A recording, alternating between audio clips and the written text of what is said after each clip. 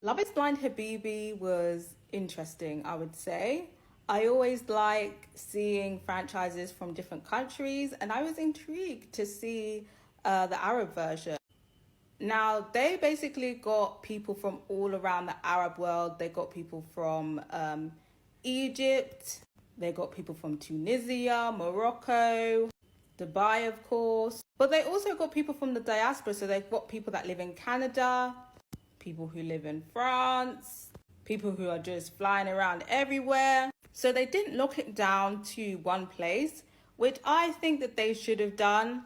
But maybe that would have been difficult logistic wise. So it was just easier just to make it an open call to the diaspora. What do you guys think? Do you feel like they should have done one for each place, Love is Blind, Love is Blind Habibi, but based it in Dubai and only for people who live in Dubai, people who live in only live in Morocco, people who only live in Egypt, so on and so forth? Or do you think it's better in this format? Let me know what you think. Like I said, they've got people from all around the Arab world.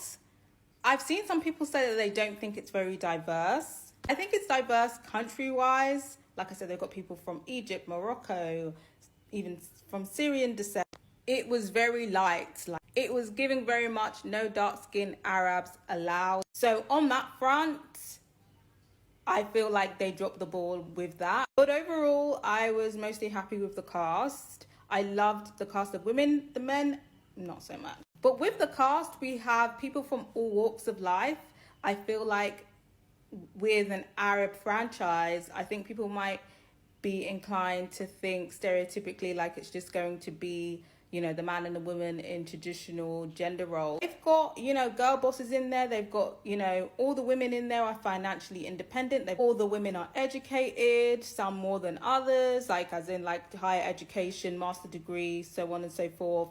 We've got some women in there that are business owners. We've got women in there with high paying jobs.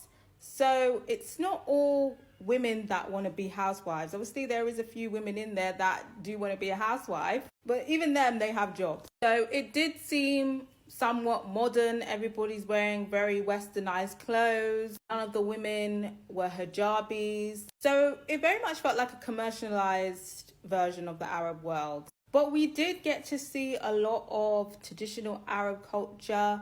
For instance, all the marriages that happened had to be blessed by a sheikh. The bachelorette and bachelor parties were all very much a mixture of different Arab cultures. And all of the couples needed to do some sort of formal introduction into their family. And I feel like that's when the timeline just didn't make sense to me. They still have the same restrictions as everybody else. But, in the Arab culture, you have to, do a mini ceremony where you get approval from the parents and you have to meet them in real life. And a lot of the participants, they have family in Jordan, they have family in Canada, and they're the ones who have to, pay to fly over to meet these people. Netflix doesn't cover people's flight. And those of us who are used to flying know how high the prices can get, especially when it's last minute and you kind of have no choice but to pay this money. So logistically, a lot of these couples found it difficult to partake in these traditions of getting the family approval. And I feel like that was definitely one of the cons of the show, because it's what's the point? Because we know if they haven't gotten the family approval in time, this wedding is not going to happen.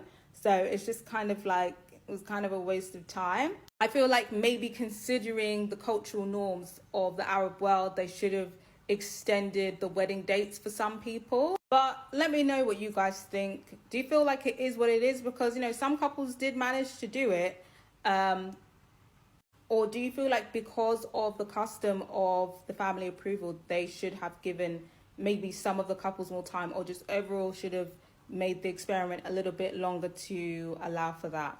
But yeah, overall, casting wise, I think I've said it before, love the women, didn't love the men. The men I found very annoying. I feel like they could have done better casting on the men.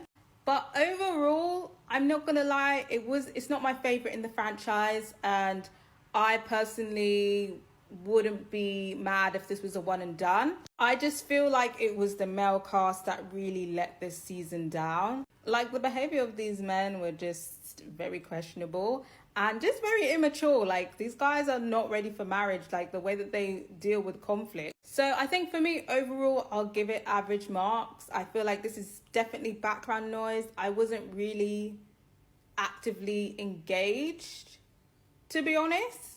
But it wasn't like bad. I wouldn't say it was bad, but it wasn't the best either. I would say it was average. But I've got to hear from you guys. How did you find Love is Blind Habibi? Particularly interested to hear from people of the Arab diaspora.